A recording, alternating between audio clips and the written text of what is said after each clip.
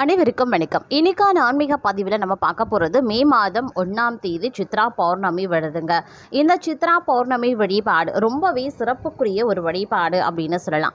ஏன்னா வெள்ளிக்கிழமையோடு இணைந்து வரக்கூடிய இந்த சித்ரா பௌர்ணமி அன்று நாம் செய்யக்கூடிய விரதங்கள், வழிபாடுகள், பரிகாரங்கள், பூஜைகள், தாந்திரிக பரிகாரங்கள் இது எல்லாமே பார்த்திங்க அப்படின்னா அதீத நன்மைகள் கொடுக்கும். ஏன்னா பொதுவாக பார்த்தோம் அப்படின்னா மாதம் வந்து பௌர்ணமி வர்றது அப்படிங்கிறது இயல்பான ஒரு விஷயம். நம்ம மாதம் பார்த்திங்க அப்படின்னா பௌர்ணமி விரதத்தை மேற்கொள்கிறோம்.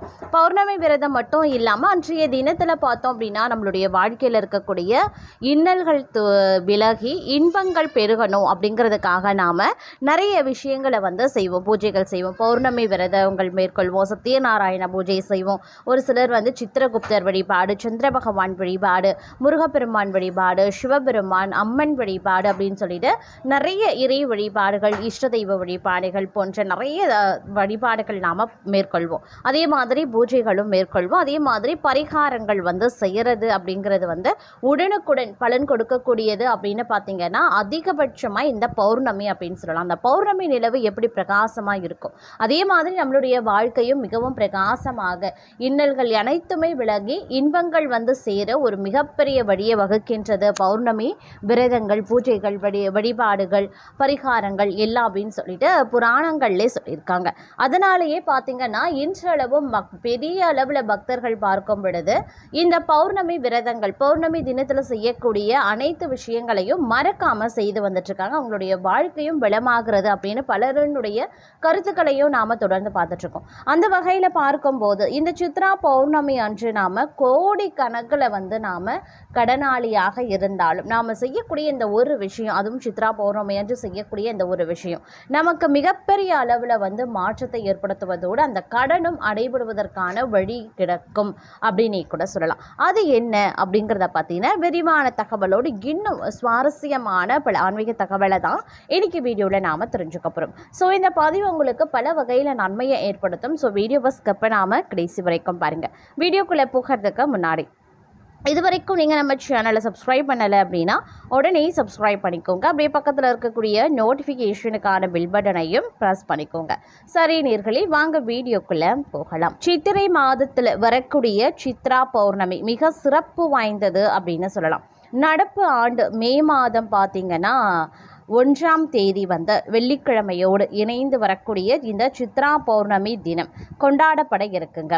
சித்ரா பௌர்ணமி தினத்தன்று வீட்டில் சிரத்தையுடன் செய்யப்படக்கூடிய பூஜைகளால் வீட்டில் இதுவரை இருந்த கடன் தொல்லையில் இருந்தோம், பண கஷ்டத்தில் இருந்தோம் மீள்வார்கள் என பெரியவர்கள் சொல்லியிருக்காங்க. சித்ரா பௌர்ணமி எல்லாரும் சிறப்பாக கொண்டாடுகிற ஒரு வைபவம். இந்த நாளில் ஆலயங்களுக்கு சென்று வழிபடுவது மிகவும் சிறப்பு வாய்ந்தது. கோயிலினுடைய சக்தியும் சித்திரை மாதத்தின் பௌர்ணமி நாளில் இன்னும் வீறு கொண்டு வெளிப்படும் அப்படிங்கிறது நம்மளுடைய ஐதீகம். அதனால் அந்த நாளில் கோயிலுக்கு செல்லும் போது நல்ல அதிர்வலைகள் நம் மீது வட்டு நம்மை வாழ்க்கையில் செம்மையுற செய்யும் அப்படிங்கிறது நம்பிக்கை. கோயில்களுக்கு செல்ல முடியாதவங்க தங்களுடைய வீட்டின் பூஜை அறையிலேயே கோயிலாக பாவித்து நாமே பூஜைகளும் வழிபாடுகளும் செய்யலாம். மற்ற நாட்களை காட்டிலும் இந்த சித்ரா பௌர்ணமி அன்று வீட்டில் செய்யப்படக்கூடிய பூஜைக்கு பன்மடங்கு வீரியம் அதிகம். இது தொடர்பாக அர்ச்சகர்கள் கூறியது என்ன அப்படின்னா, சித்திரை மாதத்துக்கு இருக்கக்கூடிய சிறப்புகள் அதிகம். சித்திரை திங்கள் விழா அப்படிங்கிறது சூரியனினுடைய நகர்வு நிலையை கொண்டு தமிழர்களால் கொண்டாடப்படும் ஒரு நாள் ஆகும். இந்த சித்திரை மாதம் வசந்த காலத்தின் தொடக்கம் அப்படிங்கிறதுனால செடி கொடிகள் பூத்து குலுங்குகின்றன. இதன் காலமாகவே அமைகிறது அப்படின்னு சொல்லலாம். சித்ரா பௌர்ணமி அன்று அதிகாலையில் எழுந்து குளித்து முடித்து விடுங்க. முதல் நாளை இல்லத்தை துடைப்பதால் கூட்டி சுத்தமாக்கி தண்ணீர் விட்டு நன்றாக துடைத்து விடுங்க. அதே மாதிரி பூஜை அறையில் இருக்கக்கூடிய சுவாமி படங்களையும் துடைத்து வைத்திருங்க. பிறகு சுவாமி படங்களுக்கு சந்தனம், குங்குமம் எடுங்க. தொடுத்து வைத்திருக்கக்கூடிய மலர்களால் அலங்கரிங்க. சித்ரா பௌர்ணமி நாளில் உங்களுடைய குலதெய்வத்தை வணங்குங்க. அதே மாதிரி உங்களுக்கான இஷ்ட தெய்வத்தை உகந்த மலர்களை கொண்டு அலங்கரிங்க. அடுத்து வீட்டு தெய்வம் அப்படின்னு சொல்லுவாங்க. அதாவது வீட்டில் எவரேனும் கடந்த தலைமுறைகளில் கன்னி பெண்ணாகவோ கர்ப்பிணியாகவோ இறந்து உயிரிழந்திருந்தால் அவர்களினுடைய படங்கள் இருக்குது அப்படின்னா அந்த படங்களுக்கும் சந்தனம் குங்குமம் இடுங்க, மலர்களால் அலங்கரிங்க. குலதெய்வம், இஷ்ட தெய்வம், வீட்டு தெய்வம் ஆகிய தெய்வங்களை வழிபாடு செய்வது தான் சித்ரா பௌர்ணமி நாளினுடைய மிக முக்கியமான வழிபாடு. அதனால் இந்த நாளில் மறக்காமல் விளக்குகளை ஏற்றி இந்த தெய்வங்களை வழிபடுவது சால சிறந்தது. காலை வழிபாட்டின் போது சர்க்கரை பொங்கல், தயிர் சாதம், எலும்பிச்சை சாதம் அப்படின்னா நைவேத்தியம் நாம் செய்யலாம். காகத்துக்கு உணவிடுவது ரொம்ப நல்லது. அக்கம் பக்கத்தாருக்கு நைவேத்திய பிரசாதத்தையும் வழங்குங்க. அதே மாதிரி மாலை நேரத்தில் பூஜை அறையில் விளக்குகளை ஏற்றுங்க. வீட்டு வாசல்ல 2 அகல் விளக்குகள் கொண்டு விளக்கு ஏற்றுங்க. மீண்டும் குலதெய்வம், இஷ்ட தெய்வம், வீட்டு தெய்வங்களுக்கு தீபதூப ஆராதனைகள் செய்யுங்க. முடிந்தால் குடும்பத்தார் அனைவரும் ஒன்றாக சேர்ந்து கூட்டு பிரார்த்தனையில் ஈடுபடுவது இன்னும் சிறப்பு வாய்ந்தது. மாலை பூஜையில் பயிறு வகைகள் கொண்டு சுண்டல் மற்றும் கேசரி, சர்க்கரை பொங்கல், அவல், பாயாசம் அப்படின்னு ஏதேனும் ஒன்றை கொண்டு நைவேத்தியம் செய்து அக்கம் பக்கத்தாருக்கும் வழங்குங்க. அப்படியே வீட்டு வாசல்ல இருந்தபடி சந்திர தரிசனத்தையும் மேற்கொள்ளுங்க. மனதார சந்திர பகவானிடம் வேண்டிக் கொள்ளுங்க. முக்கியமாக சித்ரா பௌர்ணமி தினத்தன்று இயலாதவர்களுக்கு தயிர் சாதம், அப்படி இல்லைன்னா எலும்பிச்சை சாதம் அன்னமாக வழங்குங்க. வீட்டில் இதுவரை இருந்த தரித்திர நிலை மாறும். இல்லத்தில் இதுவரை இருந்த சண்டை சச்சரவு எல்லாமே போகி மகிழ்ச்சியும் குதூகலமும் குடிகொள்ளும். இவ்வாறு சொல்லியிருக்கார். அது மட்டும் இல்லாமல் இந்த சித்ரா பௌர்ணமி அன்று நாம் ஏற்றக்கூடிய தீபங்கள் அப்படிங்கிறது ரொம்பவே சிறப்புக்குரியது அப்படின்னு சொல்லலாம். அதனால் மாலை நேரத்தில் உங்களுடைய வீட்டில் பார்த்தீங்க அப்படின்னா, வீட்டு பூஜை அறையில் பார்த்தீங்க அப்படின்னா தவறாமல் இந்த பௌர்ணமி விளக்கு அப்படின்னு சொல்லுவாங்க.